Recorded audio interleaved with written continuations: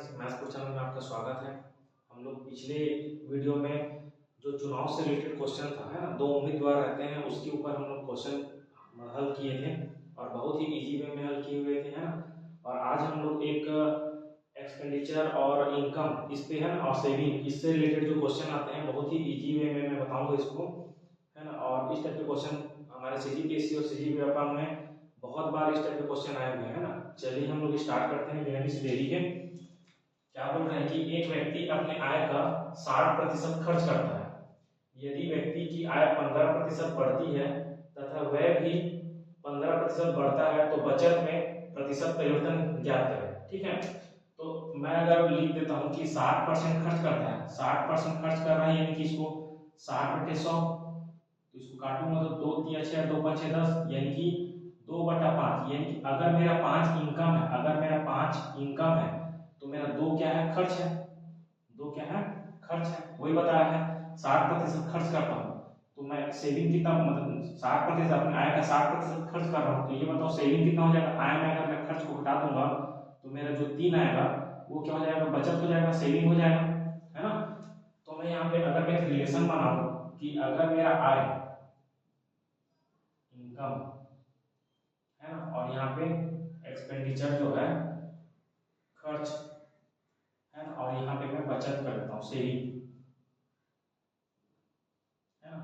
तो अगर मेरा आय अगर मैं मान लेता हूँ ये मेरा आय को अगर मैं 500 रुपये मान लेता हूँ, एग्जाम्पल के लिए 500 रुपये मान लेता हूँ तो मेरा खर्च कितना हो जाएगा 200 है ना। तो मेरा बचत कितना हो जाएगा यहाँ पे 300 होगा है ना। कितना होगा 300। यही से हमको पता चल रहा है कि अगर 60% खर्च कर रहा है यानी कि 5 में से मैं 2 रुपये खर्च कर रहा हूँ तो मेरा बचेगा कितना 3। तो उसमें अगर मैं 500 और इसको 200 इसको 300 भी लिख दूंगा तो कोई फर्क नहीं पड़ेगा क्योंकि जब इसको काटूंगा 0 0 कटेगा तो वही आएगा 5/2/3 यानी कि 5 2 और ये 3 ही आएगा है ना। उसके बाद क्या बोल रहा है, यदि व्यक्ति की आय में 15% बढ़ा देता हूँ, कितना 15% में बढ़ा रहा हूँ है ना। तो 15% बढ़ा रहा हूँ, देखो 15×6 = 75 है ना, 15×6 = 75 यानी कि 75 रुपये बढ़ गया। तो ये कितना हो जाएगा 500 से 575 रुपये हो गया। ठीक है, वैसे ही खर्च में क्या बोल रहा है, खर्च में मैं 15% क्या कर रहा हूँ, बढ़ा रहा हूँ। तो 15 दूनी 30, 15 दूनी 30, इसको हल करूंगा 200 का 15% निकालूंगा तो कितना आएगा 30। तो 30 आएगा यानी फिर 200 में 30 जोड़ दूंगा यानी कितना हो जाएगा, ये 230 हो जाएगा। तो मेरे बचत में कितना होगा, देखो अब ये जो नया जो वृद्धि के बाद जो नया इनकम कितना मेरा बचा 575 और खर्च कितना हुआ 230, तो मेरा बचत कितना होगा यहाँ से निकल जाएगा 575 में अगर मैं 230 को घटाऊं तो कितना आएगा, ये 5 7 में 3 गया तो 4 और 5 में से 2 गया तो 3, तो कितना आएगा 345 आएगा है ना, 345 आएगा। अब ये पूछ रहा है कि मेरा बचत में प्रतिशत परिवर्तन ज्ञात करना है। तो देखो पहले 300 था बचत, अब कितना हो जाएगा 345 रुपए, यानी कितने का अंतर है यहाँ पे 45 का, किसमें अपने मूल में। तो मैं प्रतिशत है ना, बचत प्रतिशत अगर मैं परिवर्तन निकालता हूँ तो कितना हो जाएगा 45/300 और गुणा 100% का। तो एक 2 शून्य से 2 शून्य कट गया, 3 एकम 3 और 3 पंचे 15 यानी कि मेरा कितना आ गया 15% मेरा बचत हुआ है ना। तो ये हमारा आंसर है। तो ये तो बहुत ही आसान वे में हमको ऐसे ही बनाना है सभी क्वेश्चन को, लेकिन अगर मैं इसको और अच्छे तरीके से और शॉर्टकट यानी कि हमको पेन भी नहीं छूना पड़ेगा उस के हिसाब से मैं बताऊंगा तो वो और ज्यादा आसान है ना। लेकिन हम लोग को ये चीज सीखना जरूरी है, अगर कहीं हम लोग फंस गए किसी क्वेश्चन में तो हम लोग जैसा क्वेश्चन बोल रहे हैं उसके अकॉर्डिंग हम लोग चल जाएंगे है ना। तो इसके बाद इसको थोड़ा स्क्रीनशॉट ले लीजिए, इसके बाद मैं बताऊंगा कि उसको बनाना कैसे है ना। ये तो एक जनरल टाइप का मेथड हो गया, ये भी मतलब बहुत ही कम समय में और इसी तरीके से हमको बनाना है। लेकिन एक और एक लाइन मेथड होता है, लाइन मेथड में हम उसको बिना पेन छुए हम इसको डायरेक्ट बना सकते हैं, लेकिन मैं आप लोगों को इसको बताऊंगा कि कैसे बनाते हैं, हमको ज्यादा कैलकुलेशन नहीं करना है ना। चलिए इसका स्क्रीनशॉट ले लीजिए फिर मैं उसको बताता हूँ।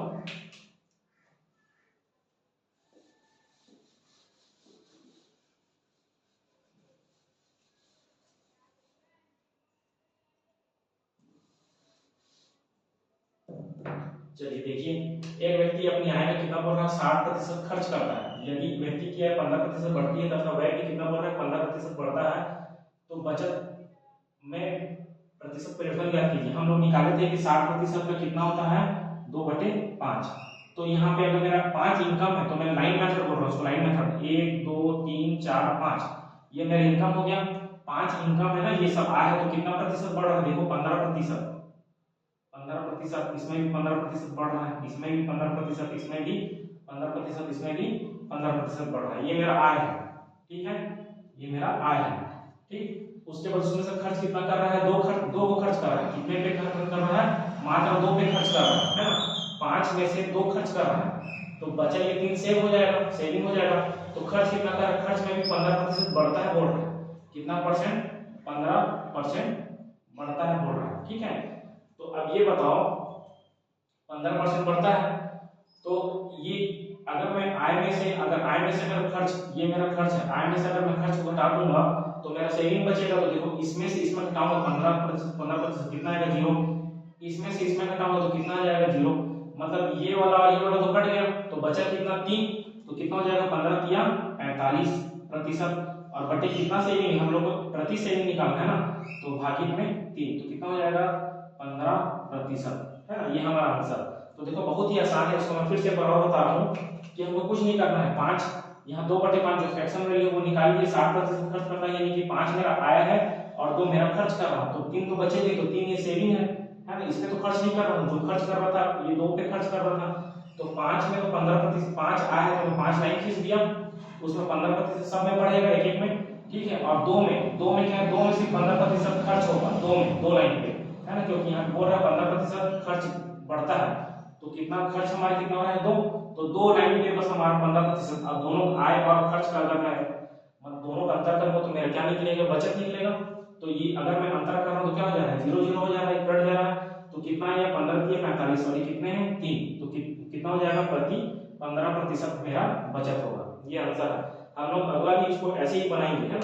देखिए एक व्यक्ति अपनी आय का 75% खर्च करता है। अगर मैं 75% खर्च करता है यानी कि कितना हो जाएगा, 3/4 है ना। 25 के 75, 25 चौक 100, 3/4 यानी कि मेरा आय कितना है, ये मेरा आय है। तो ये मेरा क्या हो जाएगा, खर्च। तो सेविंग कितना होगा, 1 बचेगा ना, मेरा बचत। तो अगर मैं यहाँ पे लिखता हूँ आय, खर्च और बचत, अगर मेरा आय अगर 400 रुपए मान लेता हूँ, है ना, इसको 4 रुपए में मान सकते हैं, लेकिन हम लोग उसका 4 रुपए का 20% निकालेंगे तो हमको थोड़ा सा हार्ड हो जाएगा, है ना, दशमलव में आ जाएगा। तो इसीलिए इसको मैं 400 रुपए मान लिया, ठीक है। खर्च को अगर मैं 300 रुपए मान लेता हूँ तो मेरा बचत कितना है, 100 रुपए। अब ये देखो आय में कितना बढ़ रहा है, 20% बढ़ता है, कितना 20% बढ़ता है ना। तो 40, 400 का 20% निकालूंगा तो कितना हो जाएगा, ये 20 चौक 80 यानी कि 480 हो जाएगा, 480। और खर्च क्या बोल रहा है, खर्च कितना प्रतिशत बढ़ता है, 10% बढ़ता है ना, 10% बढ़ता है। तो 300 का 10% कितना हो जाएगा, 30, यानी कि कितना हो जाएगा, 330 हो जाएगा। तो मेरा बोल रहा है कि जो बचत है, जो नया बचत है वो क्या है, तो देखो जो मेरा नया खर्च में, नया आय में अगर नया खर्च को मैं घटा दूंगा तो मेरा नया बचत आ जाएगा। तो 480 में अगर मैं 330 को घटाऊंगा तो कितना जाएगा, देखो 0 में 0 में 8 में से 3 गया तो 5 और 4 में से 3 गया तो 1, 150 है ना। तो यहाँ से देखो कितना हो गया मेरा, कितना पहले बचत 100 रुपये था, अब नया बचत में कितना 50 रुपये, यानी कि 50 रुपये एक्स्ट्रा हो गया। तो मेरा प्रतिशत अगर मैं बचत निकालूं तो कितना हो जाएगा, 50 बटे मूल पे ना, मूल पे पहले कितना था 100 और गुना 100% के लिए तो कट गया, तो कितना बचा, 50% बचा, है ना। अब इसी को मैं थोड़ा आगे बता रहा हूँ लाइन मेथड में। देखो ये 4 है तो मैं 4 लाइन खींच दिया, 1 2 3 4, है ना, 4 खींच दिया। अब ये देखो इसमें बोल रहा है ये आय है मेरा, है ना, ये इधर नीचे जो मैं लिखूंगा आय कितना है, 20% बढ़ती है। तो 20% बढ़ती है, 20% बढ़ती है, ये 20% बढ़ा दिए सभी में। आय और खर्च कितना है, खर्च 3 पे हो रहा है, 3 खर्च है, 1 2 3 पे खर्च हो रहा है, कितना प्रतिशत, 10% बढ़ता है। तो 10% है ना।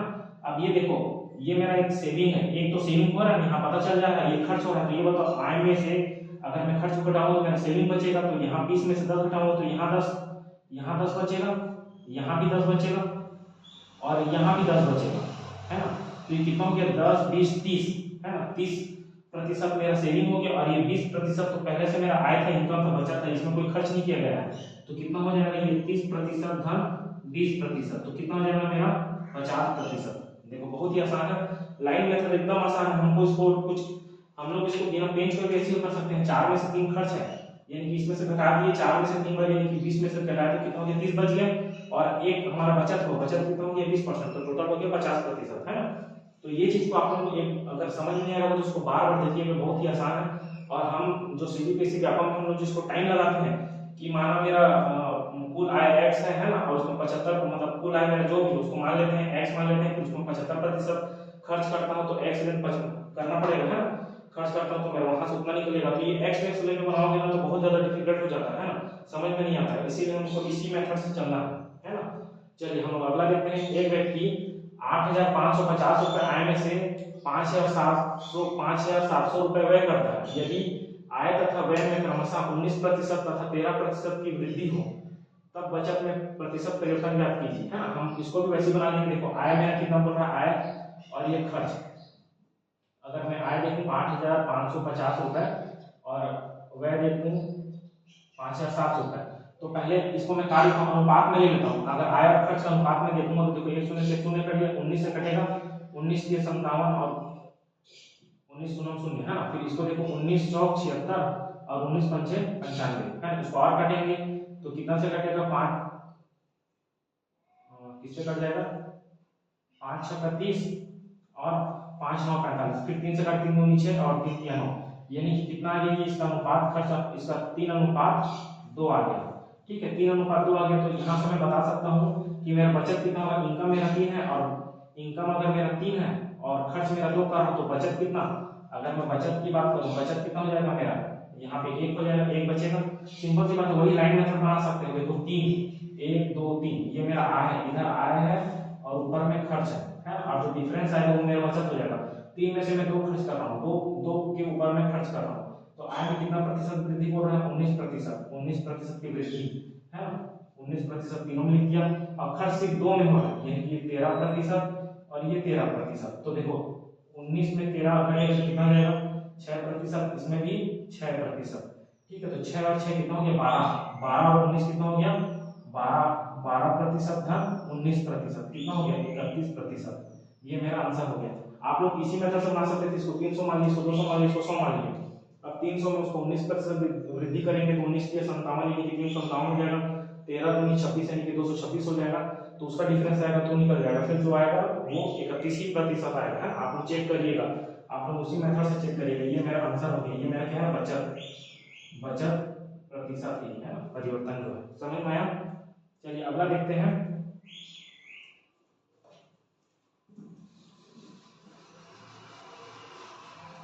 क्या एक व्यक्ति 13,500 रुपए आय, उसका आय कितना है 13,500 और खर्च कितना कर रहा है, व्यय 9,000, है ना, करता है, तथा आय तथा व्यय में क्रमशः 13% और 9% की वृद्धि हो तब बचत में प्रतिशत परिवर्तन ज्ञात कीजिए। देखो इसमें काट देता हूं मैं, 2 शून्य से 2 शून्य कट गया, ये किससे जाएगा, 15 से काटते हैं, 15 छक्का 90 और 15 नहीं 135, है ना। फिर 3 दूनी 6 और 3 किया 9, यानी कि 3:2 आ रहा है, इसमें भी 3:2 आ रहा है। 3 अगर मेरा आय है 2 खर्च है तो मेरा सेविंग कितना हो जाएगा, 1 हो जाएगा, बचत। सिंपल सा, फिर वही 3 लाइन खींच दो, लाइन मेथड से बता रहा हूँ, ऐसे सिंपल मेथड से बना सकते हो, उसको 300 200 100 मान लो और फिर उसके अकॉर्डिंग से बना लो। मैं लाइन मेथड से बना रहा हूँ, है ना।